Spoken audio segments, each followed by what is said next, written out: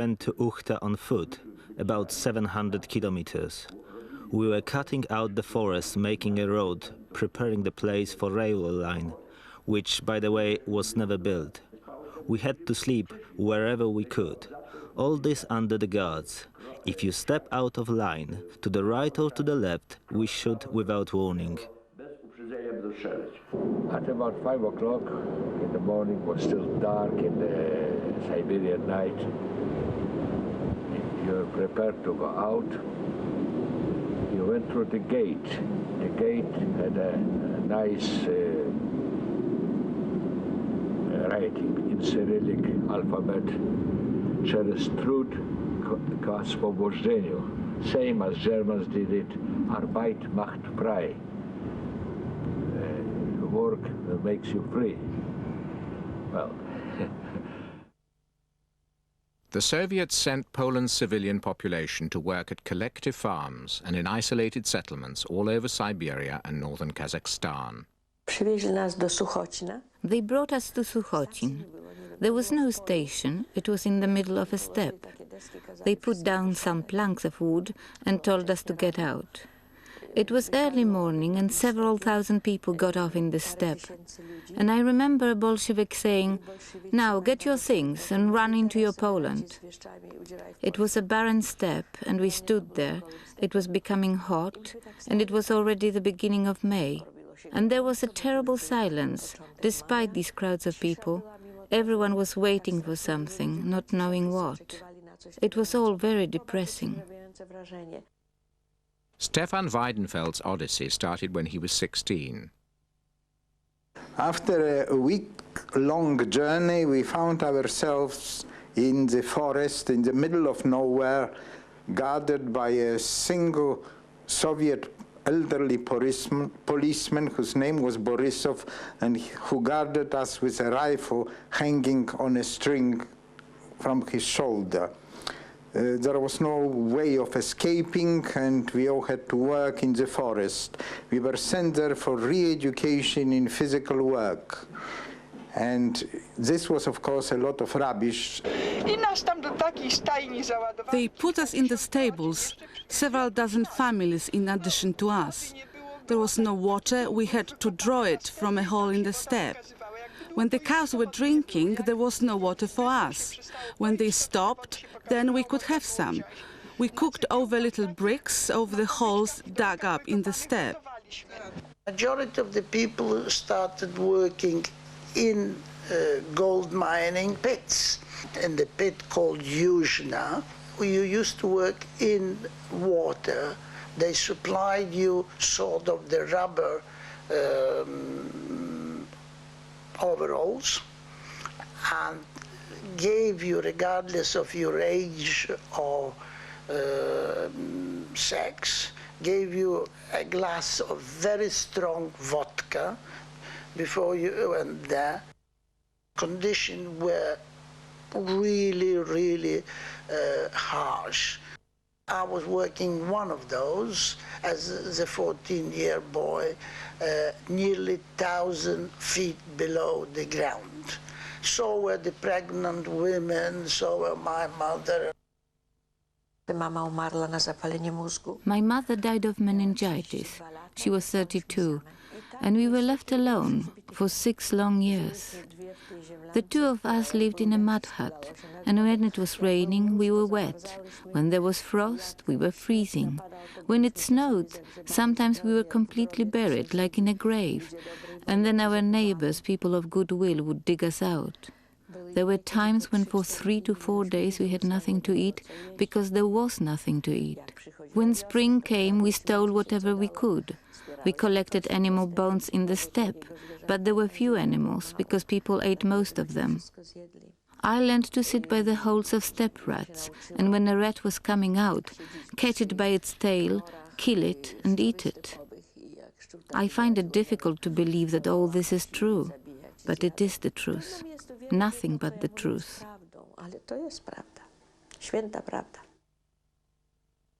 16-year-old Dorota Levina was imprisoned for refusing the advances of a Soviet guard.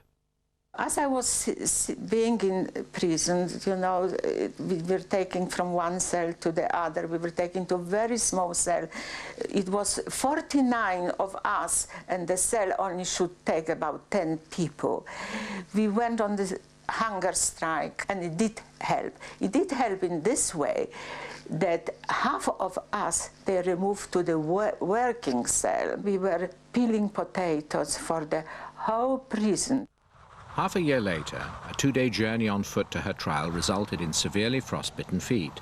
Her life was saved by her mother. She realized that she had to do something and do quick, because if she wouldn't get rid of the 3 toes we were showing already sign of gangrene, next day it would be foot and will be never able to cope. I didn't have any feel of those 3 toes that she amputate using scissors. The nightmare started with the onset of winter, when we were sent as a maintenance team on the ice road.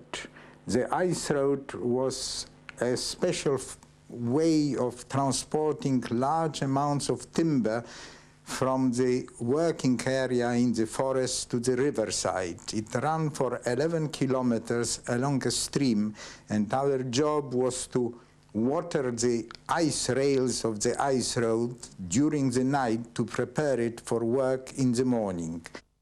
Because by the time we got back to the settlement, we often found that the temperature dropped to minus 40 degrees. It was probably even colder during the night when we had to work. We soon discovered that one way of keeping warm in this terrible night frost was to splash ourselves with water, and this almost immediately formed a kind of icy armor over our coats and shoes and trousers, and this icy armor kept us reasonably warm. I used to call it my private igloo.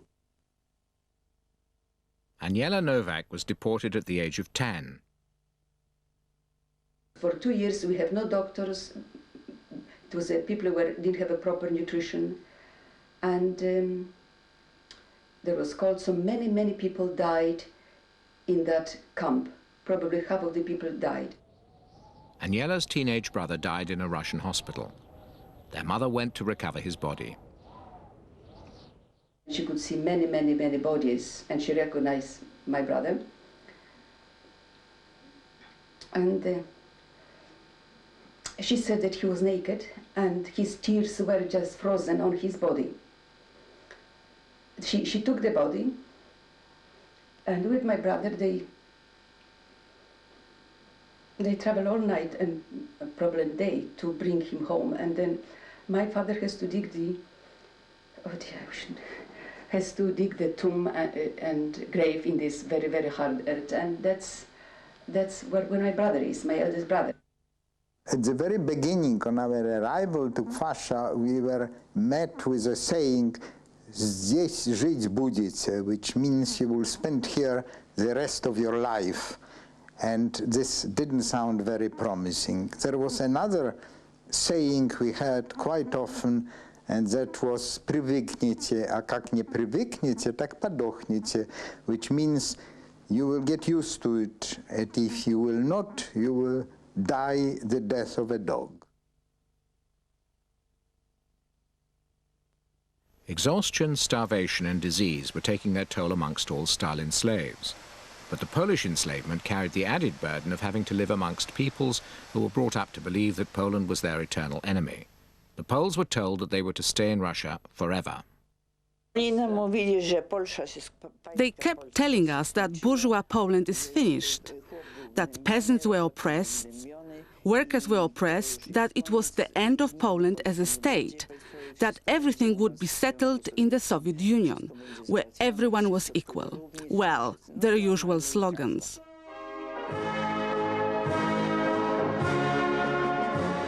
Through our 2 years in Russia, we had formed a view that the population of the Soviet Union was clearly divided into the ruled and the rulers, and that the rulers led entirely different lives from the enormous, much greater part of the population who were the ruled and whose lives were miserable and difficult.